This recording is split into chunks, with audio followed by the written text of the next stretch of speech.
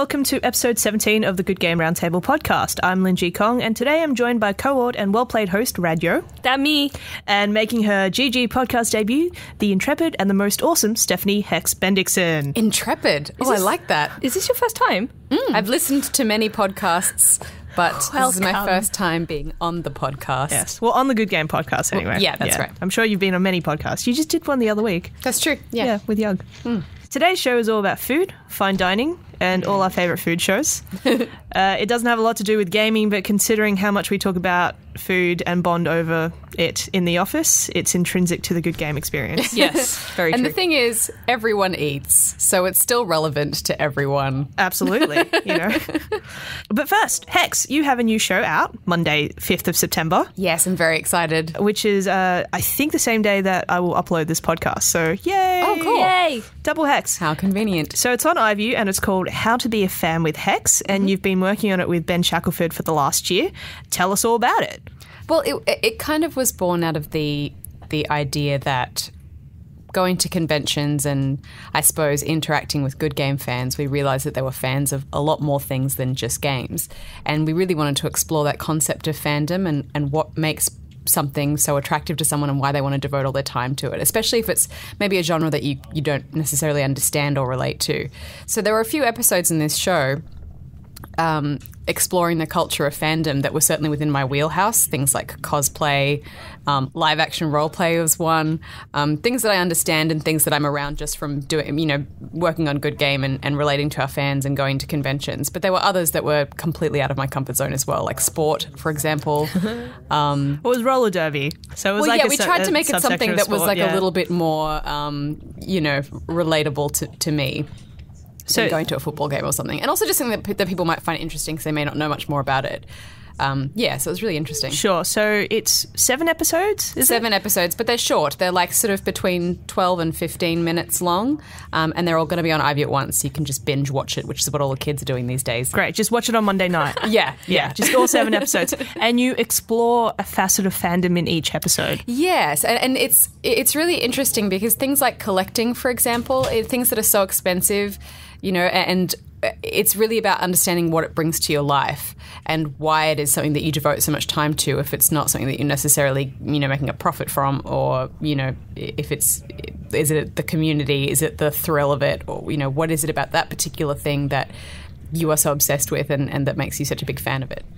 And what was your, I wouldn't want to say favourite because that's picking favourites, right? What was the one fandom that you found really interesting that you weren't quite aware of in the past?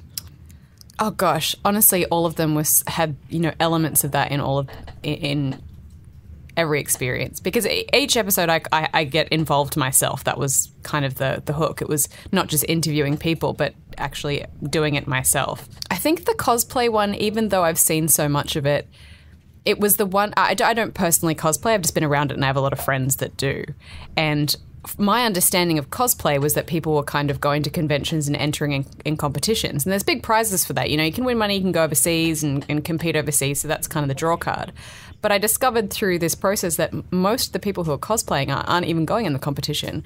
And they're spending months and hours and all this money kind of crafting this incredible costume. And for what? For one day you walk around and you wear it and people say that's cool. That was my impression of it. And then I realized it goes so much deeper than that, and it really is about the community, and it really is about connecting with people who love the same things you love. And that was really quite surprising to me, that there was this whole other level of it that I wasn't really connecting with until I spent time in that community myself. Absolutely.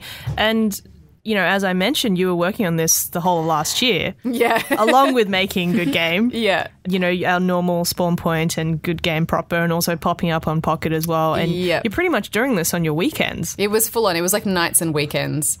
Or we would shoot during the week when I would be normally reviewing for Good Game, and then I would review for Good Game on the weekend to make up the time. So it was just a crazy... And a lot of these things were event-specific. Certain conventions would happen at certain times, or roller derby, for example, there were certain matches. So we had to structure everything around when these things were happening, and that was really tough. But it was really exciting to be out of the studio as well and talking to people. And yeah, we don't let you out of the studio much. We just kind of lock you and Bajo in the studio. I was unleashed on the world. What was the experience like overall? Like, what were some of the challenges that you faced? and certainly a lot of it was more physical than I'm used to, sitting in a chair. That's for sure. Because I was on the lapping shoot with you guys during BCAM. That was pretty full on. That was a crazy day. But that was probably my favorite shoot overall, I think, because it was actually so much more exciting and thrilling than I thought it would be. I got to play this kind of half-elf ranger character with a bow, and they'd set up this whole kind of event around me. It was so exciting. This whole kind of story and event around me. And I kind of thought that it would be very like Dungeons & Dragons, where it's a lot of stop-start and kind of calculating numbers. But it wasn't, man. Like, people just go for it. It was a full contact they just experience. whack each other with foam swords. Yeah, and there were ambushes and people hiding in the trees and stuff was flying in all directions. I was falling over. Like, it was so much more intense than I thought it would be. Did you win? Well, I'm not going to spoil anything. Oh, okay. Spoilers! You have to wait until Monday. There was a whole complex narrative that was woven into the whole thing, so you'll have to see. It was very exciting. Yeah. So that was probably, it was just very physically demanding. That day it was really hot as well. Like, I was wearing a bit of leather and just kind of like jeans and stuff like that. They were like ye oldie looking jeans. They were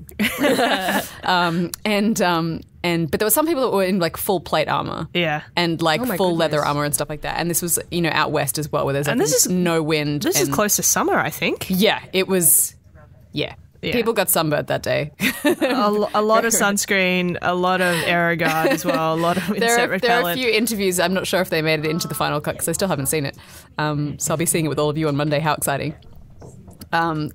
There's a few interviews where my eyes are like slits, honestly. I'm so tired and so worn out, and I have like a blanket around me, and I'm just like, so tell me what got you involved in this.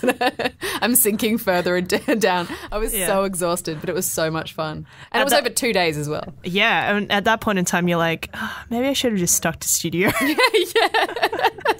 I have a couple of viewer questions from Twitter.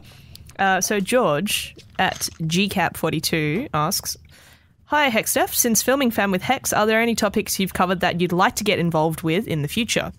I'm not sure. I think it's like I think we covered like a lot of the fandoms that are really out there already, but there are still other things, I suppose other sporting elements, other sort of physical activities, because the time that I spent doing archery, even just getting involved in that little community, I realised how nerdy everyone is about that particular thing. So, for example, I was really into kind of traditional recurve shooting, and so I would hang out with all the other recurve guys who had like a selection of medieval weaponry that they would bring out. Do you guys trash talk the guys who use like the normal bows? Or the modern age compound. I don't know what they're called. I don't do archery. There was a real like divide between the two because and then I would kind of talk to the compound guys and be like, well, what do you get out of this? These guys are kind of obviously there's a romance to the kind of medieval recreation of it, but what do you get out of it?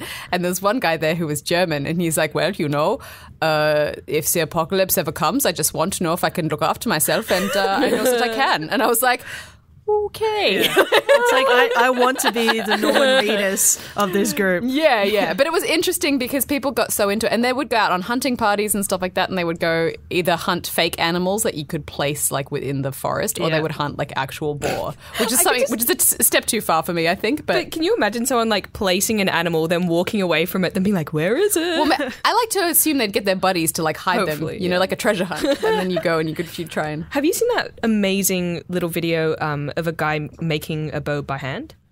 I'll have to find it and show you. No, I've seen some crazy stuff of people just like insane draw and shoot speed. No, this is people like the shooting process of making a recurve bow. Yeah, kind of right. thing. It's really beautiful. He just like he doesn't talk or anything. He just does it, and all the processes and just making this bow. It's really they're really beautiful. The craftsmanship of them is incredible. I admire people who can make stuff. I've been sanding and painting furniture the last few months, and that's like my limit. And occasionally I've entertained the thought of maybe I'll make my own dining table, maybe I'll make my own coffee table, think stuff like that all the time. And then I really get into it, and I just go, man, I don't have the patience for this. Like, I'll do like one side properly, and then the other 3 sides won't be done properly, and then they won't come together, and suddenly like the coffee table's on an angle, and I just end up going, you know what? It's fine. It's fine.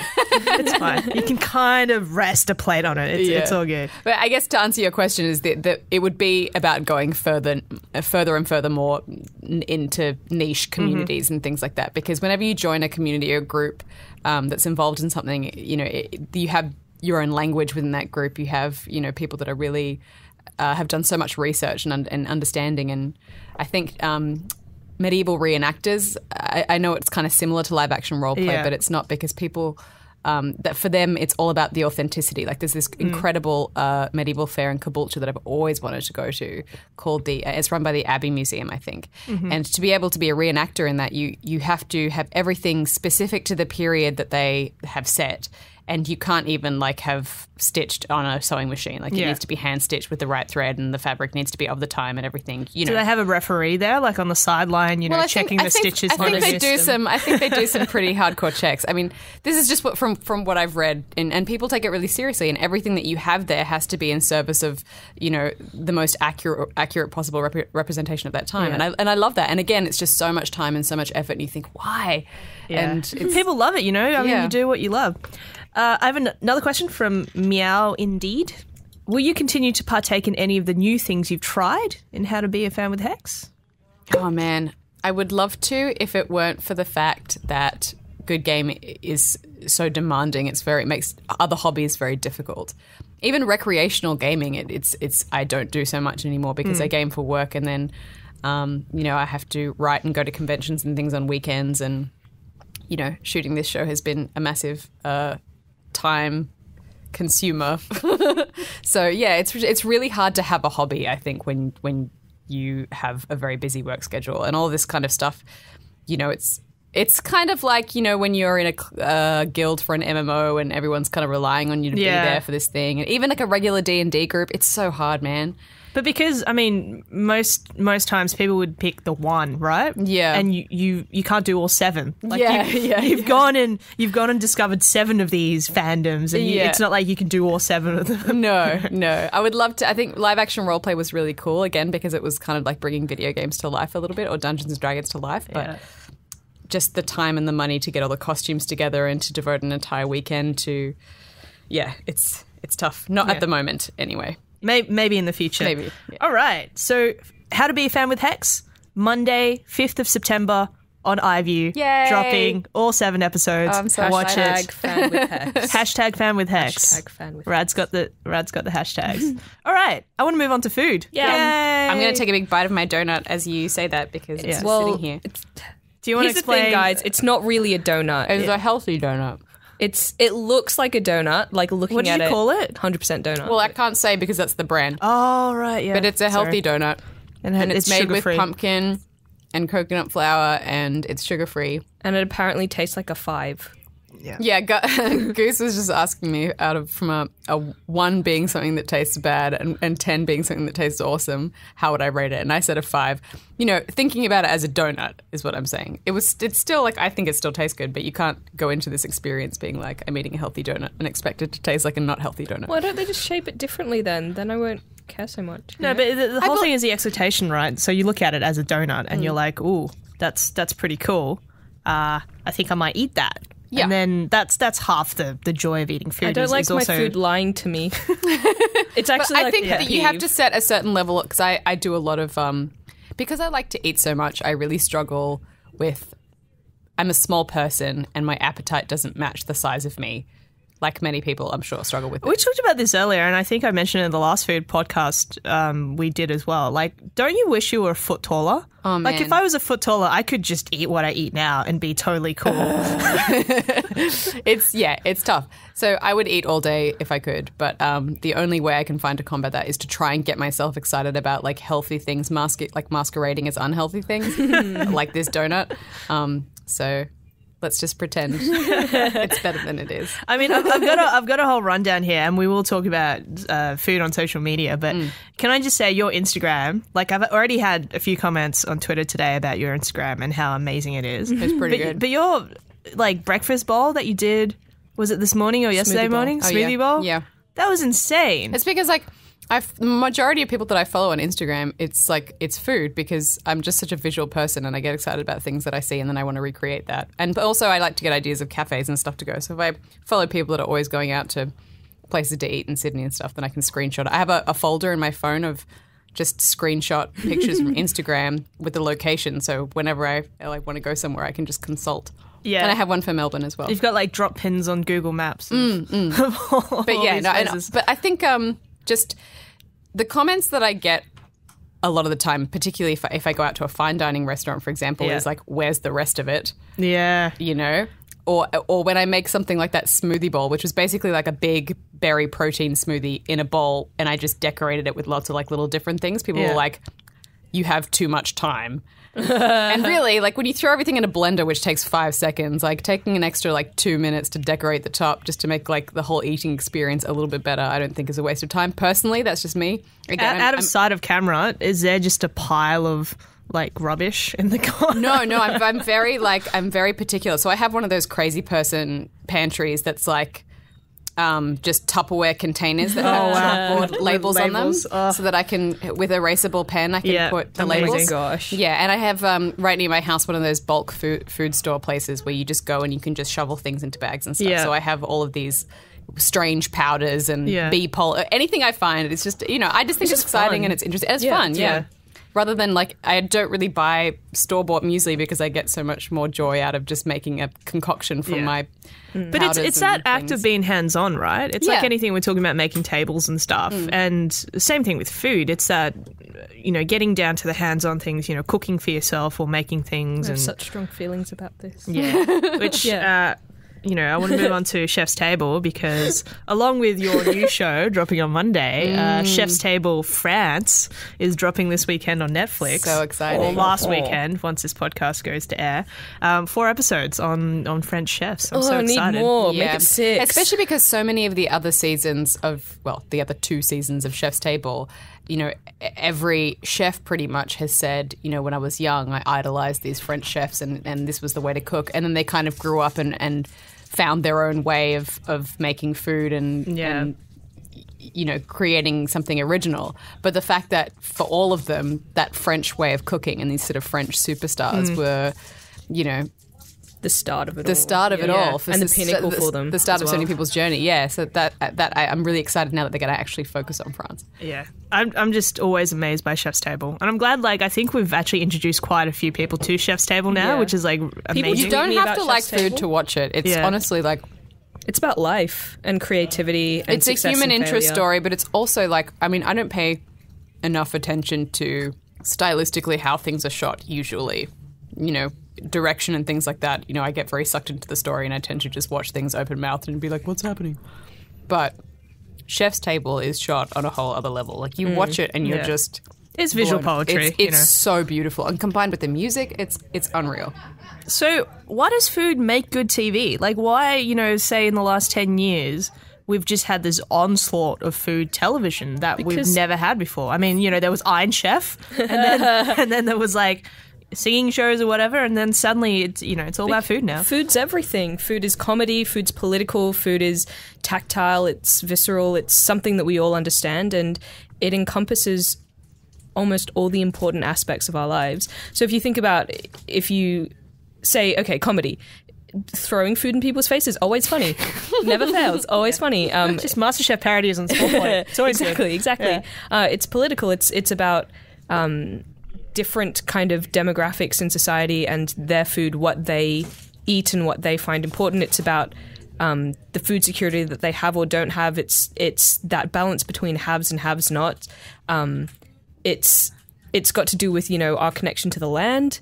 It's something that you have to experience as well in a way, which is weird because we watch shows about food and you can't experience that food. It's through a screen, but it's because it's so intrinsically tied to an experience, you understand that. Yeah, and it's such a central part of everyone's individual story, I think. Everyone has very specific memories and experiences tied to food. And I think culturally it's so diverse. And so now that we're kind of living in an age where we can get access to so many more things, people can try, opening themselves up to food culturally in a different way. And it's just so exciting to watch people branching out and trying new things and all that I still kind of have stuff. elderly friends. And when I say elderly, they're not that old. They're probably parents' friends, so like 50 or whatever, who Don't call 50-year-olds elderly. not elderly, but like 50 75 upwards, is elderly, right? 50 upwards of just people who are very set in their ways, especially Yeah, like well, in people who food lived through type, the and it's- Depression, man. Yeah, It's like, it's so crazy to me coming from my own context. I'm like, why would you ever want to cut yourself off from food? Why would you ever want to be like, no, I won't try that? yeah. Yeah. But my grandparents, for example, would never throw anything out. And they would always eat like the worst thing on the table. For example, the butt or the chicken feet or I don't want to something. eat the butt. Or the fish's head. Like my Right. grandpa would always take that part of things. And growing up, and also when I used to go back to Shanghai and visit my grandparents, I'd be like, Grandpa, Grandma, it's okay, eat the good part. And they would always, give me the good parts Aw. of all the dishes, and I was like, well, you don't have to eat that. It's okay. Like we've got enough money to provide you with enough food. And for them, it's like, well, we can't let this go to waste because they grew up in a time, they went through the Great Leap Forward and Cultural Revolution. They went through a time where there wasn't enough to eat, and for them, it was like anything that was edible, you had to consume. Yeah. Like you can't waste any of that. So we're talking about television, food, and why it's important. As you said previously, Hex, everyone's got to eat, right? And so it's like an intrinsic part of everyone's day-to-day life. What about the rise of celebrity chefs? Why has being a chef become suddenly so popular? Like kids want to grow up to either be YouTube stars or celebrity chefs. I think celebrity chefs make food more accessible for people. When you think back to like Julia Childs, for example, she was very revolutionary in that she kind of, and even Nigella Lawson, I think Nigella Lawson is not a chef. She's always like, touted herself as a home cook, but she makes food look delicious and inviting and makes entertaining look like something that's really appealing. And, you watch everything and the way, and because she comes from a kind of journalism background, she has a fantastic vocabulary. The way she talks about and describes food is just like so sensual and exciting. It's like, I need to eat it now. Yeah. But she makes it look easy as well. She's sort of, and Jamie Oliver as well. He's all about, making food really easy to make, using ingredients that are easy to find. And Although I will say his 15-minute meals take half hour to make, and his half-hour meals take like 2.5 hours. yeah, is he not including like prep time or something like that? Is he saying like 15 minutes? He in the says pan? it is, but like I guess if you've got like sick knife skills and stuff when you're chopping stuff, I do not know how to chop things. Every time I look at an onion, I'm like, I know there's a better way to do this, but I'm still like doing that thing where I kind of cut it in half and then I slice it and then I just get the chopping board and I just like smash the knife over it, like, and it makes a massive mess. The key is don't chop the ends off or don't chop the actual butt off the onion if you don't want to cry. the roots. So Yeah. you cut it in half lengthways, and then you put it down and you cut like the slats. I tried doing that the other day, but it didn't go well. Although one of You my need a friends sharper knife, possibly. cuts an onion with a scuba mask. Oh yeah, Yeah. yeah. Yeah. I just treat it as an emotional experience. It's like if you want a good cry, Cathartic. if you want a good cry, you go and cut that onion. Oh, the other thing is put it in the freezer for 2 hours. Who has the foresight? Yeah, Well- it's the fumes. Yeah. Yeah. And the other thing is like breathe through your mouth. Don't breathe through your nose. Yeah. So I'll just the deal fumes with it. don't get to your eyes or something. I don't know. I bought one of those. Nigella has one of those knives that's kind of like it's got two handles on either side and then a kind of crescent-shaped blade between Oh, the yeah, handles. yeah, that thing. And then you kind of rock Yeah. it from side to side. So it's kind of like a herb chopper. Yeah. Yeah, I bought one of those specifically because she has it and I love it. And I feel like I'm Nigella every time I use it. Yeah.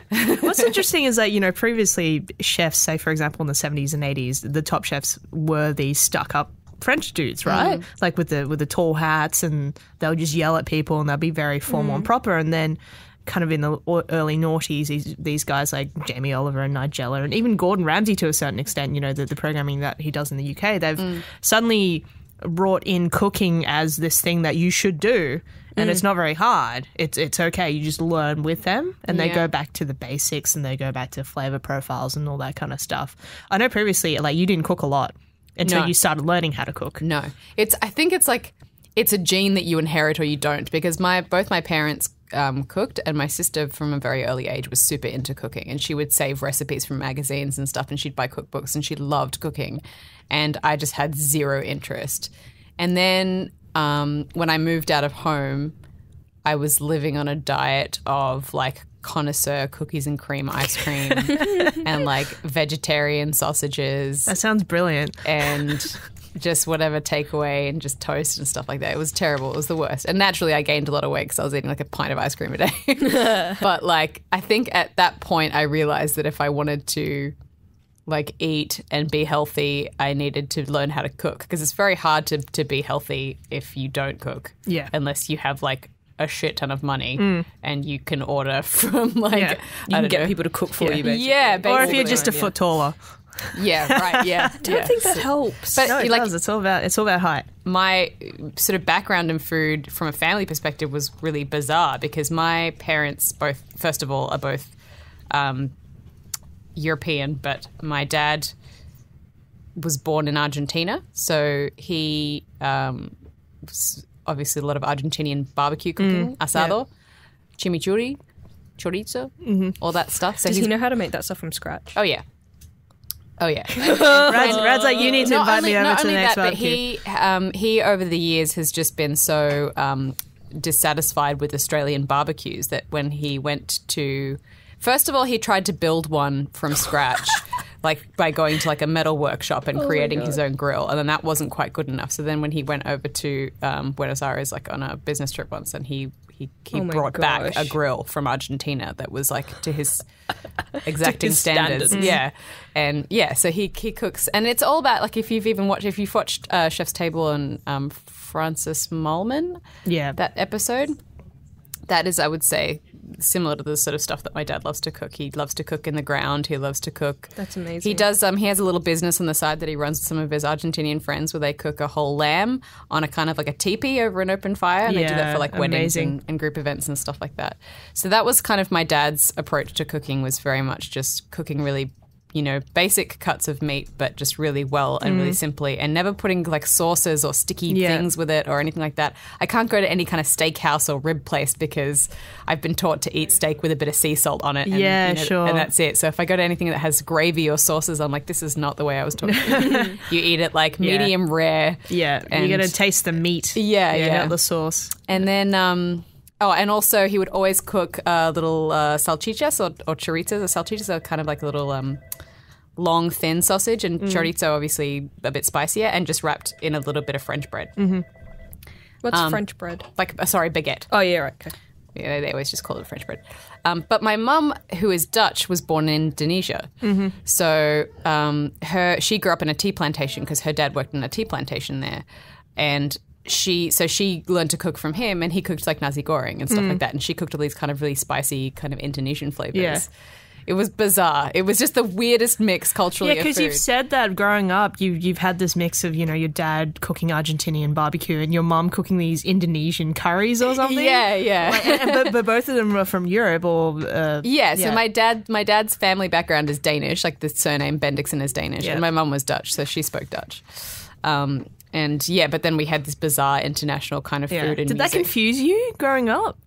I mean, when you grow up, it's what's normal is what's around you. Yeah. But it was weird when friends came over and had to explain like what this weird, like what nasi goreng was to Yeah. them. And they were like, why am I? Yeah. What is this? Yeah. Where did the Indonesian influence come from? Yeah. So I think, and it's only in the last sort of 5-6 years of my life that I started to take an interest in food and cooking. And I'm still not great at it, but, it's actually really nice now to go back to some of those original dishes that I used to eat when I was younger and get tips from my parents and be like, That's awesome. Yeah. And how do you guys, like Brad, you cook? Yeah. How do you start cooking? Like, when people ask, I don't know how to boil an egg. I can toast bread. Yeah. But where do I start and how do I start cooking? I'm kind of lucky in that I have an instinct for it. I don't necessarily love doing it. I'm not one of those people that's just like, I just want to cook. But whenever I do it, it's always quite successful. Yeah. So I should do it more, really. But That's like the best humble brag I've ever had. It's like, you know what? I've got a good instinct for it and I should do it more. I should do it just more throw because it's things in a good. pan and it just happens. it does. It does though. I do not have an instinct at all. I think if you're a meat eater, one really good way to start is to just learn how to like cook a lamb chop, because you get a really good instinct for like how much heat you should put on, how to make sure that you seal the meat, how to make sure that you cook it enough, and you get a feel for the meat basically. And once you have a feel for, like, say you have a feel for eggs or you have a feel for meat, then those skills are transferable. So once you can cook a lamb chop, which is fairly easy because you're only focusing on one thing, you only have to focus on that one piece of meat and the heat that you're putting into that one piece of meat, then it becomes easy to go, okay, well now if I'm making a stir fry, I know what the meat should look and feel like when I add the other ingredients and stuff like that. So it's all, in my opinion, it's all about getting in a feel for each kind of food. Yeah. At the same time, I'm not a chef. Yeah. I feel like a lot comes down to taste, you know, because Yeah. a lot of people eat without thinking about taste necessarily, Yeah. or they just eat it because it's like, oh, I'm either hungry Or or this. they're like people that eat just like, this fuels my body, and that's all. Like, Yeah, or they they may might. as well just be eating like. I've soy been Yeah. or thinking whatever. that we should have gotten like Paul or Nick on, because they're like, oh, I don't want to eat. I just want to like. Oh yeah, because they drink, Yeah, drink Soylent. Soylent. Well, it makes me cry. Paul's actually right here. Yeah. Hey, Paul. It's like if I miss out on a meal, it hurts me. So I don't know why you would intentionally. Yeah. Yeah. But I rob think yourself to of actually meals. cook well is actually training yourself to learn how to taste and to taste properly, But because see, I think I have a good sense of taste, but I don't have an identifiable sense of taste. So I can eat something and be like, that's good, that's bad, but I don't know what's in it, and I don't know what you have to add to make it better. But it comes back to cooking though, because if you already have that taste profile, then when you're cooking, you could say, okay, well maybe I need to add a bit more salt here, or maybe I need to add a bit more sugar, or maybe this needs a bit more of this herb, and because for me, like, I didn't start cooking until uni. Yeah. And then, I never really cooked in high school. I was into food and stuff and read a lot of books. But for me, it was like recreating what my mum cooked. And so Yeah, she would okay. just like be like, well, cook, red braised pork tonight or something. And I'm like, shit, okay, how does one do that? And so I'll check up some recipes, and all she's done is just kind of pulled the meat out of the freezer that day, and I've gone, okay, so that's a block of meat. Okay. What do I do? And, there's soy sauce, there's sugar, there's salt, there's cloves, there's cinnamon. Okay, you go, well, what's the base here? It's always... You and I cook very differently. Yeah? Yeah, Okay. because for me, or like I almost never think about. This sounds stupid, but I almost never think about flavor. Okay. Like that part for me is just instinct. Yeah. And all I think about is technique. Okay. Because if I'm cooking something, I know, okay, I just feel like these two things will taste good together, and I do it, and it does. Yeah. Right. And sometimes it'll be like, yeah, it's missing something, and I don't know what, but I don't know how to fix that. Do you follow recipes much? It depends what I'm cooking. Yeah, So okay. generally I prefer to not. I just go, okay, I want to make pasta today, and I'll just pick things that I think, like, that I feel like eating that I know will go well. Sure. But if I'm cooking something that I've never cooked before, or I'm cooking something that like my mum makes or something like that, then I'm more inclined to follow a recipe, or baking, obviously. But What about those... Sorry, you go. My suggestion to people like who are just literally starting to cook is always a roast.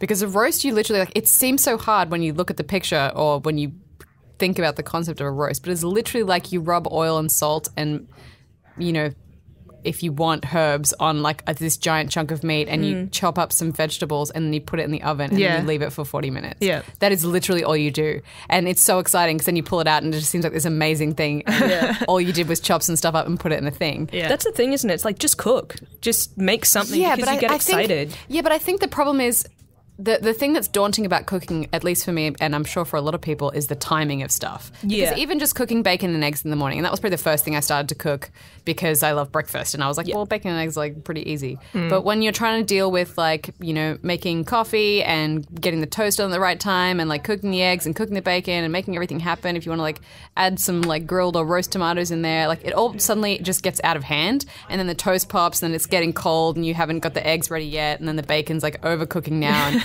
then you end up just being like so like shitty with the whole experience. describing You're like every screw cooking this, game like ever. yeah. And I've done the same thing where because I don't cook that often, I'll be like, oh, I've got some people coming over. If I'm going to cook, I may as well cook something awesome. So I pull out this recipe that has 10,000 steps in it and like 50 ingredients, and then the whole thing ends up being such a stressful experience that like by the time I sit down to eat, I like hate everyone and want them to leave.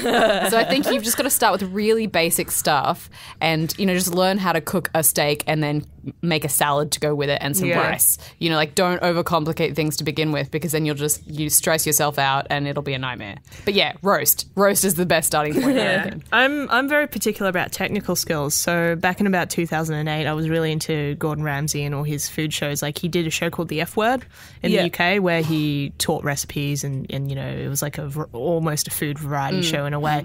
And I would just pick up technical skills and I would just practice them. Like I would chop stuff, you know, for certain things, you know, and timing. And my advice for those people who want to cook is, like you said, start with something simple, but also build your technical skills up as you know, tackle more complex things. Sure. So don't start with like a 50-step recipe if you don't necessarily know how to chop a vegetable, right?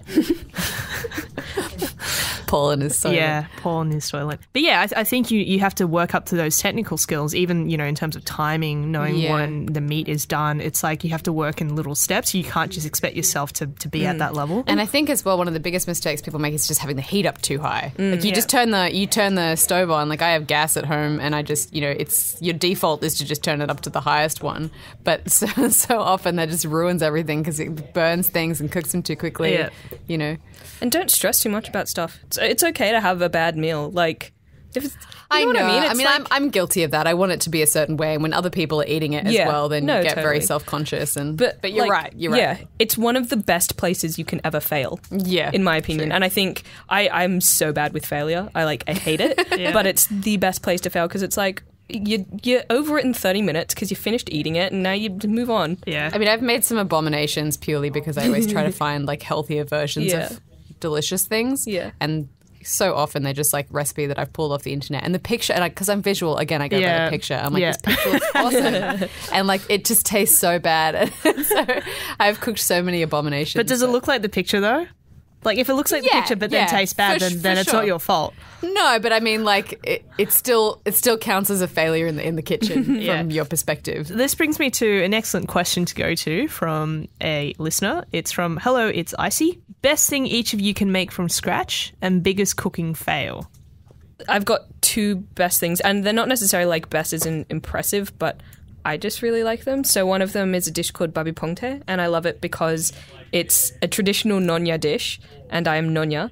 And so for me, that's just like, it's like something that I loved growing up, and to be able to cook it feels like reconnecting with my roots in a way. And it's not a difficult dish, but it tastes like home to me. Yeah. So I really love that. And I like baking, and I can make the Burke Street Bakery like ginger brulee and almond meal and rhubarb kind of tarts and things like that. Nice. And those are always impressive because people love sweet stuff. And cooking failure, when I was a kid, me and my sisters tried to bake a cake for my dad's birthday, but I think we forgot to put the self-raising flour in, and it just came out really flat, and then we were like, we don't want to eat this, so we threw it around in the backyard like a frisbee. It's so funny. You made a toy out of it. Yeah. I don't know that I have like a signature dish that I make necessarily, but there's something that I love. Speaking of like healthified versions of things, one that's actually good is this butter chicken recipe that I found that's actually made with chicken breast, like a can of tomato sauce, onions, not like chopped tomatoes, I mean. Red lentils. Ketchup. Red lentils and curry paste, obviously, as well. And you kind of just like saute all of that together and then add just like a little bit of cream in at the end. And it tastes just like butter chicken. And you can eat it without rice if you want because it's got lentils in there. So it's like it's a pretty gotta have epic the meal. rice. Well, you can or you can't. Rad and then can't you live just without put rice. some poppadoms in there and stuff. And it's so freaking good. And it tastes just like butter chicken, but it's just like so much better for you. And then the other thing I do is I have a slow cooker / pressure cooker. Yep. So when I have people over and I want to like impress them, but I don't want to do a lot of work because I've learnt now that equals stress and an unhappy time, is I cook beef cheeks. Yeah. Because you put them and like a bunch of wine and just like herbs and stuff in this pressure cooker for like 50 minutes. And it turns these kind of chunks of meat into that, when you stick a fork in it and it just pulls apart and it's all just like winey and delicious. And then you make like a parsnip puree or something with that. And then maybe just a few of those little Dutch carrots on the side. Yeah. And it looks heaps fancy, but like you didn't take a lot of effort. Yeah. Because I had Where's the your right carb? apparatus. Yeah, those are my favorite meals. Bread with bread. With the parsnip puree. Biggest fail. Biggest fail. It's got to be one of the... I've tried to bake a lot of healthy things, healthified versions of things, and I think probably the worst I ever made was this protein brownie recipe, and the picture looked awesome, but it was made with like applesauce and like protein powder and like I don't know what else, but I like made it and then baked it and put it in the fridge, and it was just like a gelatinous goo. It was so disgusting. It wasn't anything like the texture of a brownie, and it tasted gross. And I threw it all in the bin. That just reminded me of my actual biggest fail. I forgot about this one. I tried making vegan apple cupcakes, and they were supposed to be like spiced apple, and like they looked really delicious and sounded really delicious. I was and it was from an American cookbook. I was unaware of what apple cider is in America. Yeah. So it's basically What is just it? It's basically just like cloudy apple juice that's spiced. Oh, so you That's used it. like an alcohol. No, They use the vinegar. Yes. Oh, no. And then I was like, why are these so bad? That's so funny. I feel like there's an ongoing theme here with the fails. Just don't cook anything healthy. Just, But it's you know, fun. don't It's a bake treat. anything Every now and healthy. again, there's a really good one, and it feels like you've struck gold when you come Yeah. across a good, healthy recipe that's like, you can have this for breakfast, it's so good for you. Yeah. But like, it still tastes like a cookie or something. Like that's the goal. I want to be able to eat cookies for breakfast, but to be made of things like oats and, Yeah. you know. And I think it's also like, if you bake a lot, because I used to bake heaps, if you bake a lot, there comes a point where you're like, I don't want to make another like chocolate cake or whatever. I want to make something different. Yeah. And as soon as you go like vegan or something, that's different. You're dealing with lots of different stuff. I'm okay with dairy, like, so I find vegan stuff. Is I just really- can't. I have quite a few vegan friends, so it was also like at a time I was like, oh, I can bake something vegan and like give it to them. But Yeah. I'm I just kind find of lactose vegan stuff intolerant, is so- very nut heavy. None From of the my recipes I experience, it's used, like nuts and interestingly. coconut, like, and then I find that it Yeah. ends up being really kind of heavy and high sort of Yeah. fat content, which is Right. I'd beware of anything that says no bake. I feel like there's Gotta bake enough it. like baking things you could explore, though, right? You know, we're all watching the Great British Bake Off right now. Oh, yeah. And I mean, I'm not a baker at all. I'm more of a savory person. I just cook savory dishes. I never knew you had so many variations of cake or biscuit. Well, that's because, but like Europe and Britain in particular have such a rich history when it comes to specific, you know, baked goods coming from specific regions because they were created for a specific event. You know, this was a cake that was designed to celebrate the Princess Mariam, Yeah. such and Yeah. such, or this was a wartime thing that was given to soldiers. Yeah. Or This needs I to love- last 6 months. That's the best thing about that show is that they go and they do, you know, all the history of each thing, Yeah. which is so exciting. Like funeral biscuits. I had no Yeah. idea that was a thing. That was how you convinced people to come to your wake. Because you had to like, you gave them a biscuit, gosh. and on the outside it was wrapped in a bit of paper that had all the information of the wake on there. It was like, please come. And you're like, well, you've given me a biscuit. I guess I'll Oh be my there. Yeah. gosh. I think the first episode of the season they were baking Genoese. Genoese is like a type of sponge. Yeah. And I know this only because from watching this show. I had no idea like there were so many different types of sponges There's and so different types of many like different types of Genoese, sponge, yeah. Genoese or however you pronounce it. Yeah. Yeah, I don't bake. Do you remember in the 80s when everybody made jelly with like really disgusting things in it? That was like the 70s. I have a cookbook from the 70s. yeah, where, like trifle and like stuff like that. aspic. No, trifle I can things get in behind. aspic, like a whole fish in aspic. Oh, yeah. Or like a vegetable, like a salad in Well, I Big aspic. in, hurt big in the ourselves. Victorian era because they figured out how to do it by like boiling carbs feed. And they're Yeah. like, this is the coolest thing ever. Yeah. It was just really hard to set stuff back Yeah. then. You know, you couldn't freeze things. You couldn't, Yeah. you know, so like the idea of gelatin being something that Yeah. holds its shape. And that's why like you do tours of any kind of ye oldie house and there's just like the kitchen is full of jello molds or jelly molds. That was just like the prominent thing in every Victorian kitchen. Well, that that was like adamant that you had money back then. Yeah, That, yeah. You know, you had enough stuff to boil all that stuff. I'm hot shit. I can make disgusting Exactly. food. Yeah. I have to say, my best thing is probably Shanghainese red braised pork, which I took to your Eurovision party. I can attest to its deliciousness. It was pretty good. I cook a lot of like Shanghainese foods that my grandma and my mum used to cook. I think I can make a pretty mean pasta. But I usually just Everyone throw can make everything. pasta, I know, man. I know. Everyone can Pasta make pasta. doesn't count unless Have you're you- making it from scratch. Have you made pasta from scratch before?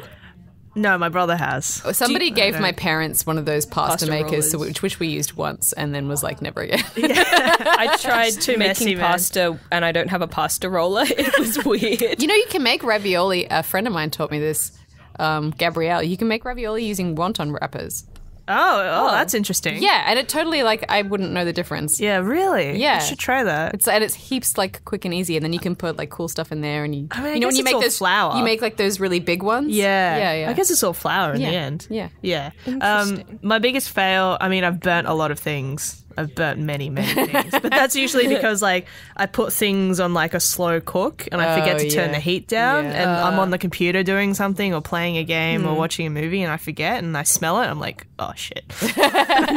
That's bad. Yeah, I have because I have that like pressure cooker / slow cooker thing. It needs a certain amount of liquid in there, and then Yeah. I run into trouble sometimes when I try to use a slow cook recipe as a pressure cook recipe because slow cooking it's on a very low heat, Yeah. obviously, so it doesn't need as much liquid. Whereas I think pressure cooking it needs quite a bit in there because it does it like really intense and really fast. Yeah.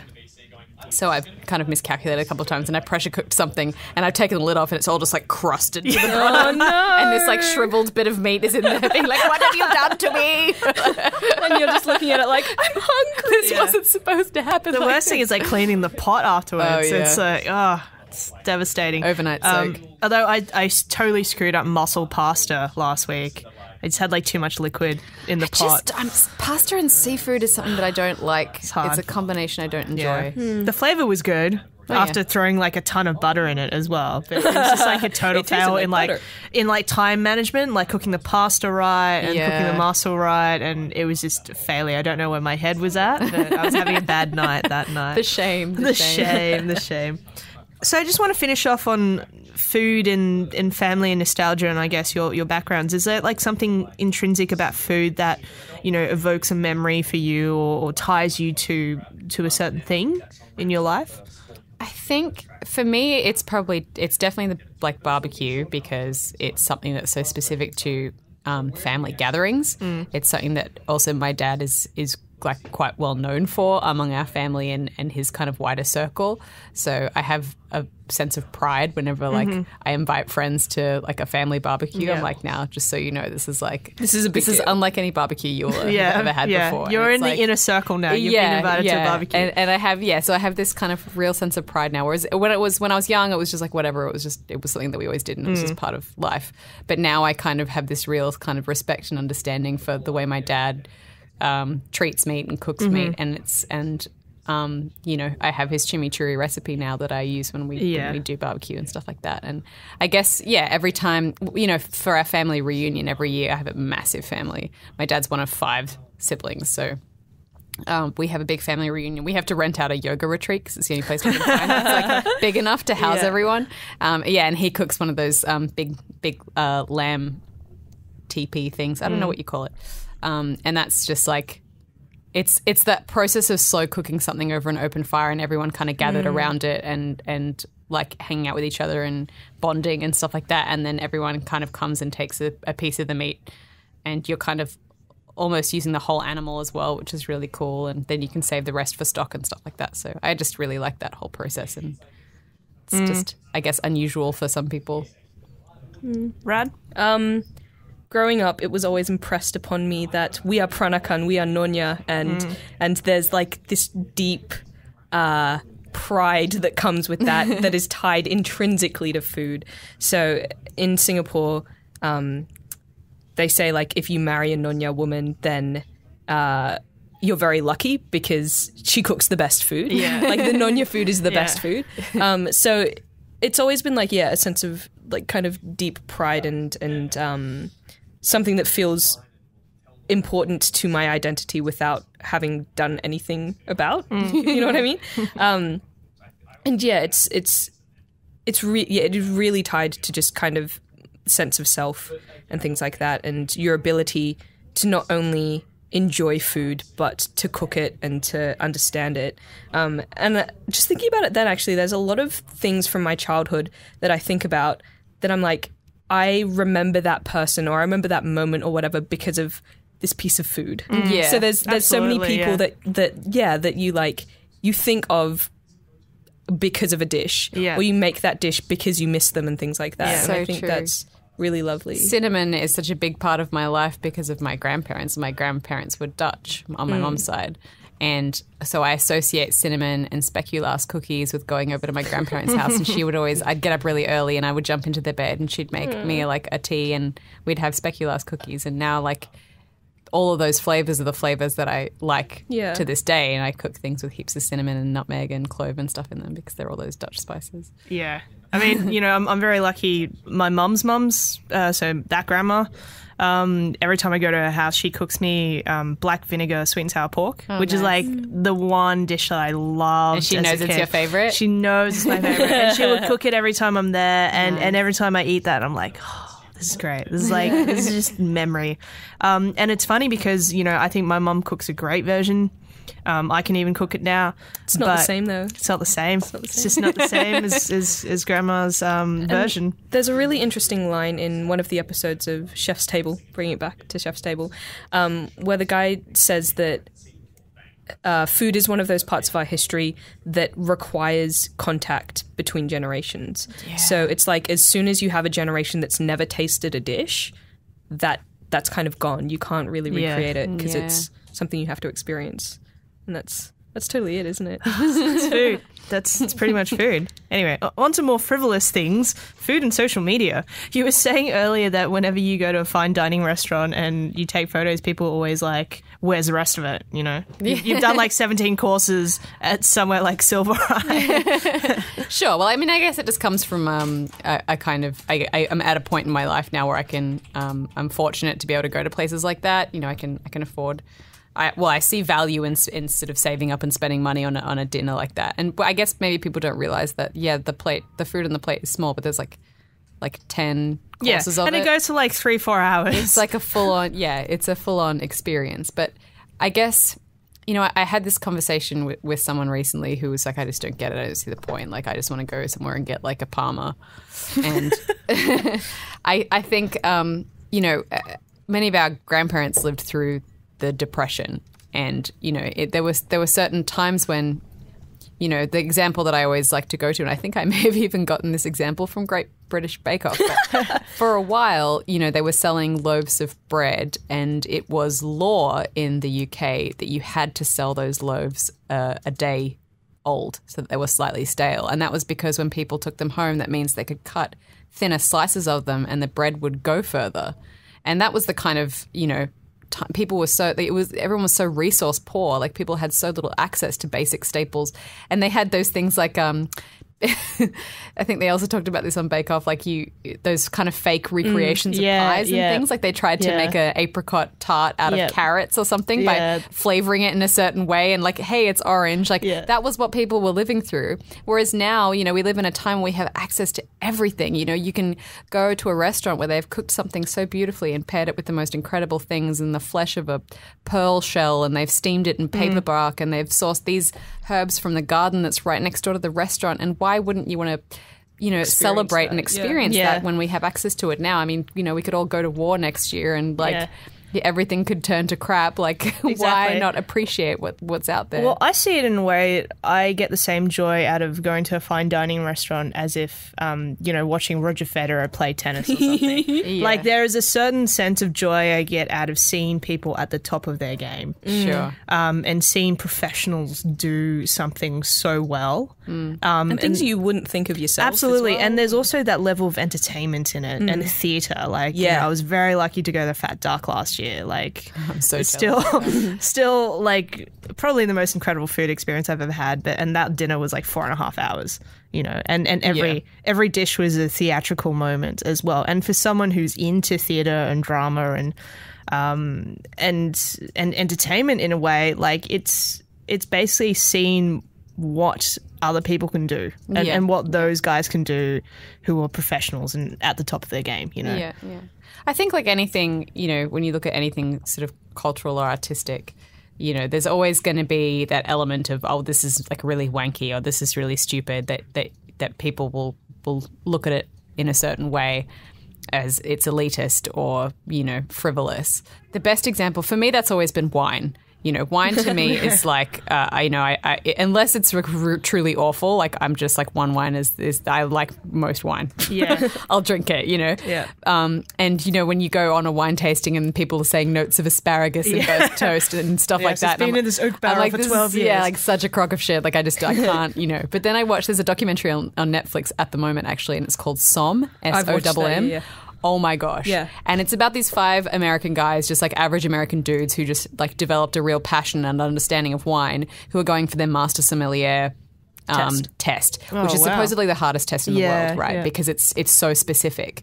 And of the however many hundreds of people that go for it each year, you know, 98% of them will fail because it's just so hard to pass it. And so these dudes are like training with other people who have, you know, passed the test and things like that. And they are presented, I think, with 5 or 6 wines in the test. At first, they have to do a written theory exam just about the history of various winemakers and grapes. And like, it's intense and very specific. Written exam. Specific.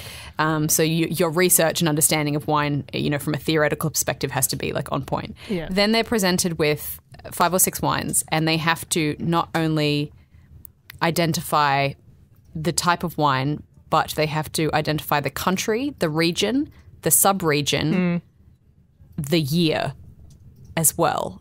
And it's sometimes just, they go down to like the farm and stuff. It's like, oh my this gosh. is specific wine. And the way I can describe it is that, you know, when you watch those like spy shows and they're like using GPS to like hone in on a specific location. Yeah, it's like that. They're like, this wine is a red wine. This wine is a dry red wine. It's from Australia. It's from South Australia. It's from the Barossa region. It's from this particular place. And it's like this and it's from 1962. Yeah. And you just watch that and you're like, holy shit. Like, if you are able to detect that subtlety and nuance in that, then I have been looking at wine all along and I have a new appreciation. And it's the same with food. Yeah, well, my whole thing is watching Chef's Table, the episode where, I forget his name, the one with the tongue that had cancer. Grant Ashes. From Millennia. Yeah. He has this absolutely beautiful restaurant and a lot of his stuff is about theatre and kind of pushing that envelope, and he does kind of wanky things. Like the line where he goes, "We haven't played with time." I was like, what are you, Doctor Who? Like, how are you going to play with time? Yeah, but like, that's the thing, right? Like, it's playing, and I was watching that and my parents were kind of in the room and they're like, this is bullshit. Like, this guy is the biggest wanker. But if it's not really exclusive, they're not excluding anyone. It's exclusive in the way that it costs a lot of money, but they're not saying you are not allowed to enjoy this. This is only for us. It's a restaurant. If you want to be a patron of that restaurant, you can go there and pay for it. People pay $500 to go see the Rolling Stones. Yeah. Like it's the exact same thing. People don't class eating a meal in the same context as going to see a show or going to a concert. But it is like, because it's that expensive. No one's eating like that every day. No. Like when I book something like that, apart from the fact that you can't get in like usually until like 3 months in advance. But it's something that I will block out in my calendar as a exciting night that I have to put money aside for, and then it's this, you know, exciting night out, and everything that kind of gets paraded in front of you is just this own little theatrical experience, and it's something to be really enjoyed and celebrated. I kind of love things that are wanky when they're just like, they're just playing, they're just having fun. Yeah. If you're really good, you have all the license to be a wanker. Wank away. like you just away. Exactly. Just that's totally fine. If you're like extremely excellent at what you do, I don't care. Yeah, if you can do something different that I've never seen before and put it in front of me and make me go, wow, like that's cool. And the best advice I could give to anyone who is kind of thinking of going to a restaurant like that, who hasn't been before or whatever, is just ask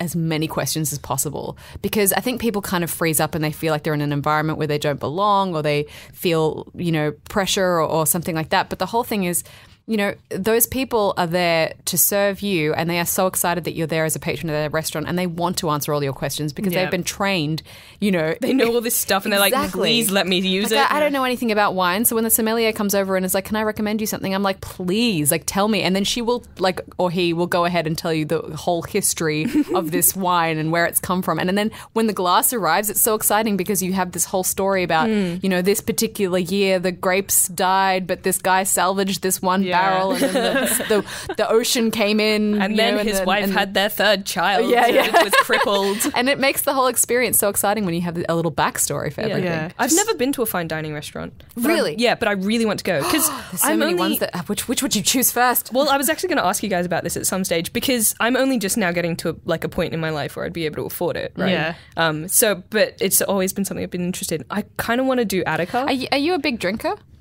Because I feel like a lot of those times when you go to those restaurants, like obviously the meal itself is expensive, but where it gets really expensive is with the alcohol. So if you don't drink, I don't drink at all. it cuts the cost a whole lot. Yeah, I can totally. Or take just it or like leave get it. one glass and nurse it for like a long time. Yeah. That's what I often do because I just get. I can also- never do the matching wines. I just get hammered. Yeah, because you don't want to get drunk when you're doing something like that. Because then you don't remember half of it. right? And it's like, and then You your paid taste for buds this change. meal, And yeah. like, like, what's the point of that? Yeah, I highly recommend- Attica would be amazing, though I tried to get a booking at Attica recently, and it was one of those things where they release the bookings every 3 months in advance, and I was there at 9 a.m. with my finger on the button, wait list. Oh my gosh. It's pretty tough to get in. I'd say check out some of the restaurants in Sydney. Yeah. Like I just went to Sepia. I would highly recommend Sepia. Okay, maybe I'll stop. and a lot of those restaurants do cheap like Friday lunches sometimes. Oh, like a or, prefix, a yeah. prefix, like 3 courses of $45 type thing. They are really, really good lunches to kind of get yourself into rather than going for like a And they 9-course say 3 degustation. courses, but those restaurants it never is because no. they bring you a Yeah, little aperitif and then they bring you something in between. It ends up being like 9.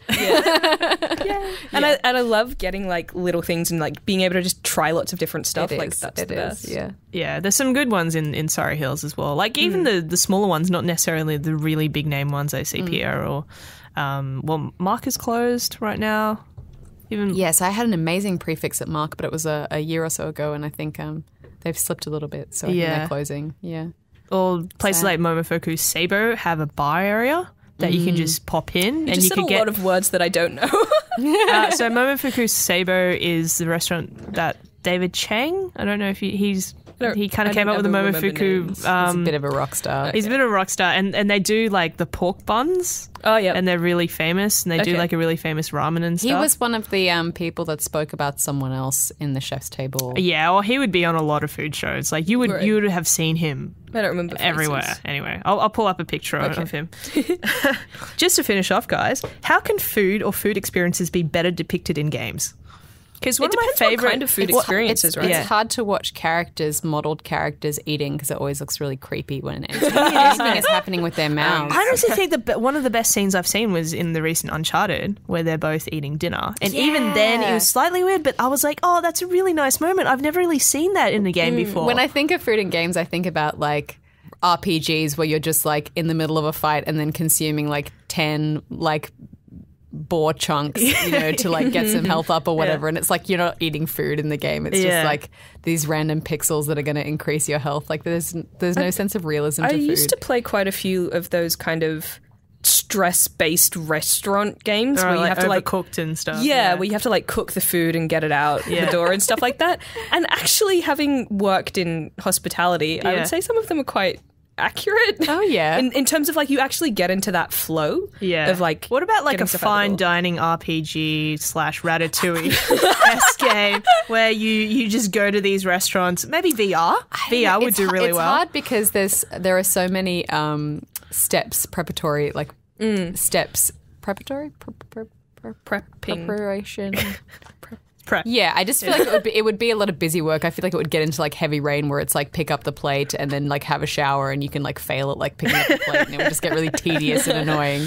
Yeah. Well, I was thinking about actually experiencing the meals, but like in VR maybe.